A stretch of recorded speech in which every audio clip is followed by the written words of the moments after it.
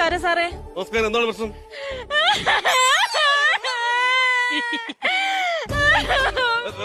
കരയാതെ കാര്യം പറയണം. എന്താണ് പ്രശ്നം? സാറേ, എന്നൊരുത്തനെ എപ്പോ നോക്കിയാലും മെസ്സേജ് വിട്ട് ശല്യം ചെയ്യുന്നു സാറേ. അവനെ കൊണ്ട് വല്ലാത്ത ശല്യമാണ് സാറേ. എന്ത് മെസ്സേജാണ് വിടുന്നത്? അവനെപ്പോഴും വിടുന്ന മെസ്സേജ് എന്താണെന്നറിയോ? എനിക്കൊരു കാര്യം പറയാനുണ്ട്, എനിക്കൊരു കാര്യം പറയാനുണ്ട്, എനിക്കൊരു കാര്യം പറയാനുണ്ട്. ഇത് തന്നെ പറഞ്ഞുകൊണ്ടിരിക്കും സാറേ. ഇവര് നിങ്ങൾക്ക് അവരെ ബ്ലോക്ക് ചെയ്യായിരുന്നല്ലോ. അയ്യോ, അങ്ങനെ ബ്ലോക്ക് ചെയ്യാൻ പറ്റൂല സാറേ. അതെന്താ? എനിക്കൊരു കാര്യം പറയാണ്ടെന്ന് ആരെങ്കിലും പറഞ്ഞാലേ അതെന്ത് കാര്യമെന്ന് അറിയാൻ വേണ്ടി എനിക്ക് എപ്പോഴും ഇങ്ങനെ ദൂരം വന്നോണ്ടിരിക്കും. എനിക്ക് ഉറങ്ങാൻ പറ്റൂല സാറേ അത്. ആ ബെസ്റ്റ്.